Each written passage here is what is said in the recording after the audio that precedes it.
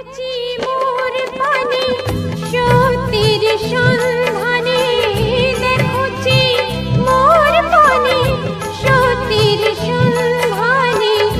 এই কথা বলে যিশু ডাক দিয়ে যায়, এই কথা বলে যিশু ডাক দিয়ে যায়। থাকি না থেমে সময়। প্রিয় শ্রোতাবন্ধু, খ্রিস্ট যিশুর মধুর নামে সকলকে শুভেচ্ছা জানাই। রুথ যে কাজটি করত ইসরায়েলদের জন্য অতি ক্ষুদ্র বা ছোট কাজ বলে মনে করত। যখন শস্যছেদকেরা কিছু শস্য মাঠে রেখে দিত গরিব লোকদের জন্য এবং ওই শস্যগুলো যে কেউ কুড়াতে যেত, তারা নিজেদের ছোট বলে মনে করত। যে কাজটি মোয়াবিয়া রুথ করছিল, সে নিজেকে এবং তার শাশুড়িকে যত্ন নেবার জন্য কঠোর পরিশ্রম করতে ইচ্ছুক ছিল। ঈশ্বরও সবসময় অলসতাকে ভৎসনা বা নিন্দা করেন। পৌল বলেছেন 2 থেসসালোনিকীয় 3:10 যদি কেউ কাজ না করে তবে তার খাওয়া উচিত নয়। মহিলারা অলস হলে একটি সংসার চালানো কঠিন হয়। রুথ কাজ খুঁজতে গিয়েছিলেন। ঈশ্বর তার পথ সঠিক জায়গায় নির্দেশ করে দিয়েছিলেন। রাজা সলোমন বলেছেন হিতোপদেশ 3:5 এবং 6 তুমি সমস্ত চিত্তে সদাপ্রভুতে বিশ্বাস করো, তাহাতে তিনি তোমার পথ সকল সরল করবেন বা নির্দেশ করবেন। রুথ বয়সের শস্যক্ষেত্রে গেলেন, যিনি নয়মির দূরবর্তী আত্মীয় ছিলেন। বয়স যিনি ঈশ্বরকে ভয় করতেন এবং দরিদ্রদের যত্ন নিতেন। তিনি তার ক্ষেত্রে গিয়ে চাষিদের বা ছেদকদের মন জয় করেছিলেন। এক নতুন যুবতীকে দেখে তিনি জিজ্ঞাসা করলেন যে ওই যুবতী কে, এবং ছেদকেরা বলেছিল ওই যুবতী নয়মির সাথে আসা মোয়াবীয়। অবিলম্বে তিনি রুথের সুরক্ষার ব্যবস্থা করেছিলেন এবং তাকে অন্য কোনো ক্ষেত্রে না যেতে এবং তার মহিলাদের ছেদকদের সাথে দ্রুত দাঁড়াতে বলেছিলেন। রুথ তৎক্ষণাৎ কৃতজ্ঞ অন্তরে ভূমিষ্ঠ হয়ে প্রণাম করেছিল। বয়স উচ্চ নৈতিকতার অধিকারী একজন ঈশ্বরের দাস বা ঈশ্বরের লোক, যিনি রুথের প্রেমময়তা এবং বিশুদ্ধতা দেখতে পান। তিনি রুথের উপর অনুগ্রহ দেখাতে থাকেন। তিনি তাকে জল পান করার জন্য আমন্ত্রণ জানালেন, যা পুরুষেরা জল তুলেছিল, এবং রুথ রুটি আহার করতে এবং রুটি টুকরো ভিনেগারে বা সিরকাতে ডুবিয়েছিল।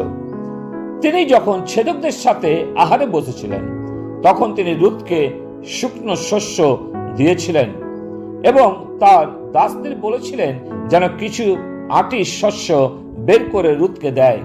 রুথ মোয়াবীয় হওয়া সত্ত্বেও বয়সের কাছে অনুগ্রহ প্রাপ্ত হয়েছিলেন এবং রুথের নম্রতা ও সমর্পণের জন্য বয়সের আশীর্বাদ লাভ করেছিলেন। অনুরূপভাবে আমরাও পরজাতীয় হওয়া সত্ত্বেও প্রভু যীশু আমাদের প্রতি অনুগ্রহ করেছেন যখন আমরা অনুতপ্ত হৃদয় নিয়ে তার কাছে সমর্পিত হয়েছি। তার ধন সম্পত্তির উত্তরাধিকারী আমাদের দিয়েছেন।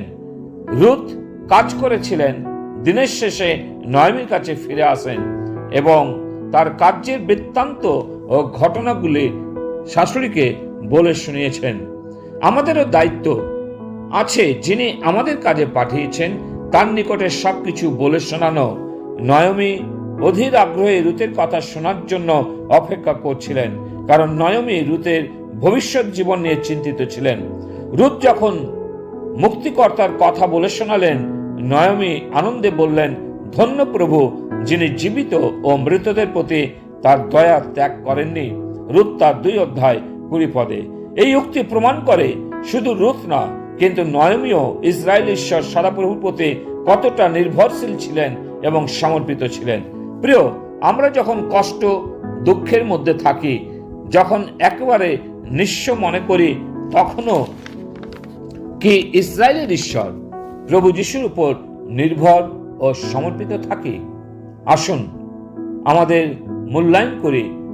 ইহুদি আইন অনুসারে কোনো স্বামী যদি সন্তান জন্ম না দিয়ে মৃত্যুবরণ করেন, তাহলে যদি তার ভাই থাকে তবে সে তার দাদার বংশ রক্ষার জন্য ওই বিধবা বৌদিকে বিয়ে করবে এবং বংশ রক্ষা করবে।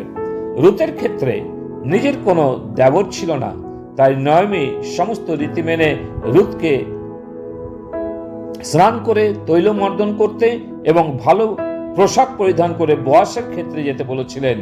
কি কি করতে হবে তা বলে দিয়েছিলেন ও পরিচালনা করেছিলেন। রুত তার 3 অধ্যায় 4 পদে লেখা আছে, তিনি যখন শয়ন করিবেন তখন তুমি তাহার শয়ন স্থান দেখিয়া নিশ্চয় করিও, পরে সেই স্থানে গিয়া তাহার চরণ অনাবৃত করিয়া শয়ন করিও, তাহাতে তিনি আপনি তোমার কর্তব্য তোমাকে কহিবেন। প্রিয়, আমরা যদি নিজেদের খ্রিস্টের চরণে সঁপে দিই তাহলে তিনি আমাদের জানাবেন আমাদের কর্তব্য কি, তার জন্য আমরা কি করব। রুত জানতেন তার শাশুড়ি মা তাকে শুধু সঠিক কাজ করতে আদেশ করবেন। এ যেন পরস্পরের প্রতি দায়বদ্ধতা, পরস্পরের প্রতি নির্ভরশীলতা, বিশ্বাস ভক্তির কথা প্রকাশ পায়। আজ সকালে বলতে চাই, আপনার পুত্রবধূকে কতটা নির্ভর করেন, ভালোবাসেন তথা বিশ্বাস করেন এবং গাইড করেন।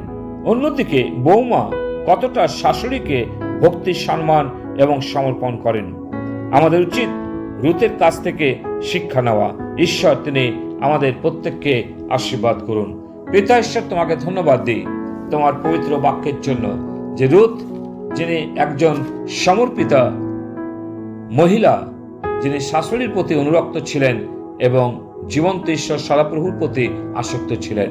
আমাদের অনুগ্রহ দাও যেন আমরাও আমাদের জীবন্ত সদাপ্রভুর প্রতি নির্ভর করি, তাতে আসক্ত থাকি। প্রার্থনা প্রভু যিশু নামে চাই, আমেন।